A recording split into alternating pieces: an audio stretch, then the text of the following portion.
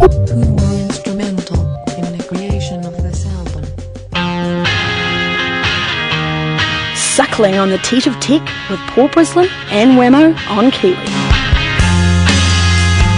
Yeah, let's talk high tech with Paul Brislen from audit.wordpress.com this morning. Good morning, Paul. Good morning, how are you? Very well, thank you very much. Very well. Good. It's been another week of firsts in the tech world. It certainly has. It certainly has. Biggest and best and brightest of them all is probably the news that Modern Warfare 2, the latest Call of Duty game, is bigger than Hollywood. Bigger than Hollywood?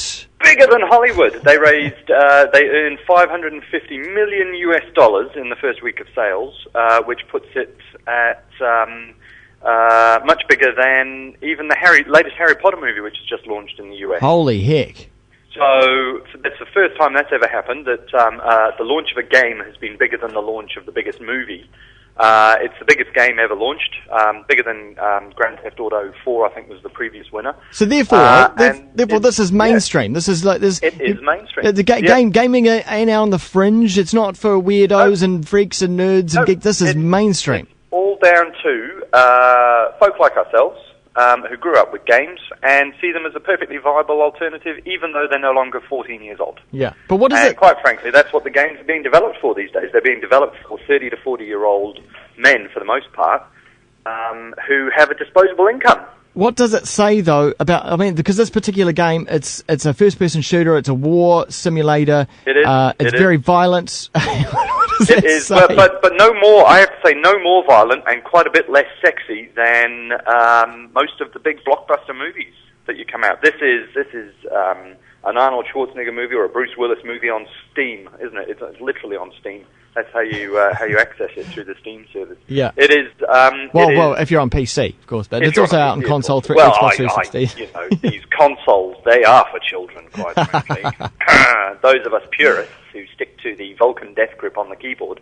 But that's the thing, is that the movies are already doing this. It would be quite hypocritical for them to cry foul and say, it's terribly violent, that game. I've never seen anything more rubbish in all my life.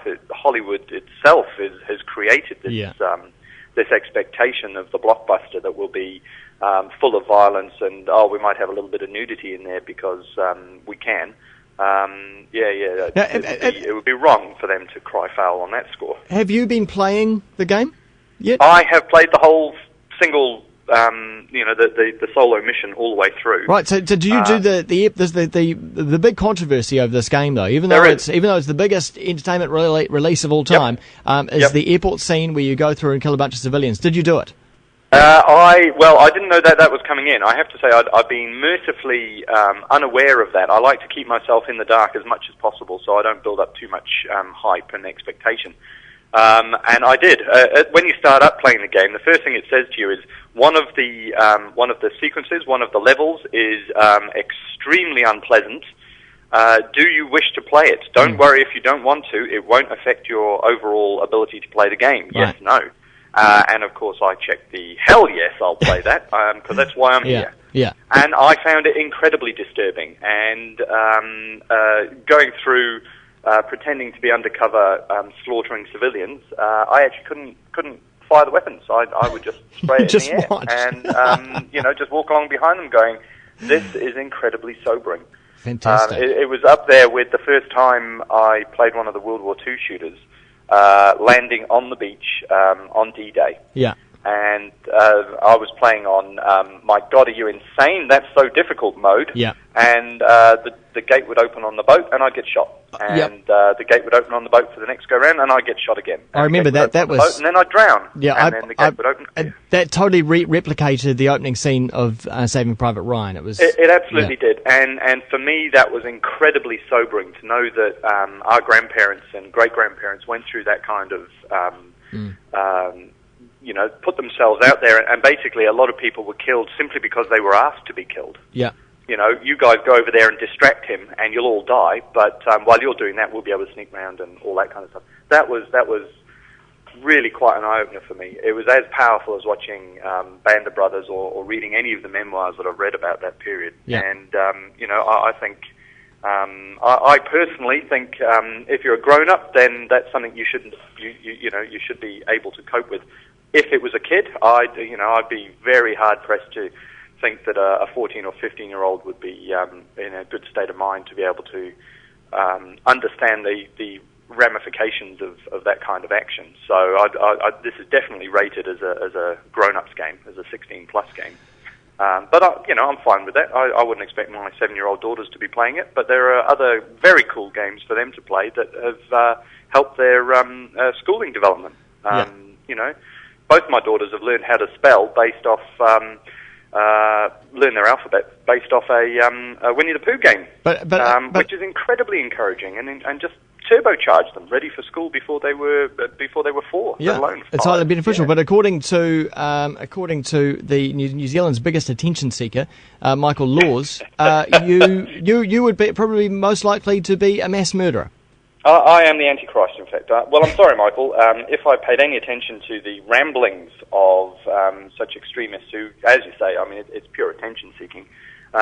He's decided that anybody who plays games is clearly some kind of warped, twisted evildoer, and I believe he's got absolutely no evidence to back it up. In fact, the studies I've seen out of the US say that people who play these kinds of games are less likely to act out their fantasies in the real world of real guns, and less likely to become mass murderers than anybody else. Yeah. So, sorry, Michael, but you're barking mad. Yeah. Yeah. Yeah, okay. I'm just sorry people pay any attention to you, really. Well, that's so the astounding news is that Modern Warfare 2 has broken all kinds of records in its first week, and it's bound to go on, because I haven't got a copy yet, so I've yet to contribute. It's incredibly well developed, yeah. And you can spend your time just looking around in awe, but of course then you get shot, so then you've got to start the level again. So don't do that too much, but some of the scenes are just breathtaking. And just very briefly, because we probably will talk about this again in the future, where is the new battlefront when it comes to copyright? Well, copyright, as you know, we fought the good fight against Section 92, which was going to be introduced, which had some fairly draconian measures in place. The government agreed to throw that out and revisit the whole issue. Now things are being clouded even further because the Recording Institute and the Motion Picture Institute in the US have managed to convince the US government to introduce a sort of a global mandate. So if you want to get involved with the US as a trading partner, you'll need to sign up with what's called ACTA, and I'm not sure what it stands for. It's a copyright, sort of millennium copyright thing for the future. And basically it's even more draconian than Section 92 was. And unfortunately it removes all rights, as I understand it anyway, it removes the local government's rights to basically decide for ourselves what we want New Zealand copyright to look like. Right. You will either fall in line or you'll be excluded from the World Copyright Cooperation. So that is really quite alarming. It's all about removing sovereignty from national governments and giving it all to the recording industry, which strikes me as being a very poor model. So that's going to be bigger than Ben-Hur. We'll have to keep a very close eye on that. Well, and if you were to right now strap on that chafing Vodafone harness... well, we haven't digested it all thoroughly yet. We're still trying to work out just what it means, because it puts the onus squarely on the ISPs to basically act the moment you get a letter from a lawyer saying, hey, this person here has downloaded something illegally. We're supposed to then cut you off without a second's notice. I don't know that was the big problem with Section 92. There was no proof, there was no burden of proof, and we were supposed to, as an ISP, simply cut you off on the say-so of a copyright holder. Well, I think this potentially takes it even further than that, and all the same issues are being raised again without any ability to clarify them. So it's something we're going to have to take a huge interest in, both as consumers and as producers of content. You know, you and I both produce content and make our living in part off copyright materials. Yep. So, you know, there are two sides to this coin, but it's how you handle that process that's at the heart of it all. I was just playing some video footage of Call of Duty through the video stream, and who knows? I don't know. Is that legal? I've got no idea. Fair trading, fair use. Who knows? I mean, that's how will that stand? Yeah, it could be. It should be, but maybe it isn't. Yeah. All right. Maybe we should cut off your internet connection for all time. Yeah, and cut off the whole of Kiwi because yeah. inside Kiwi. Yeah. So, but you may as well cut off the whole lot. Sorry about In fact, why not Radio Works in general? Well, you know, and Works why on not top of your ISP? Yeah. Yeah. We'll just connect New Zealand. Thanks, Paul. Anytime. Paul Brislen on Twitter, one word, and also go find his blog at audit.wordpress.com.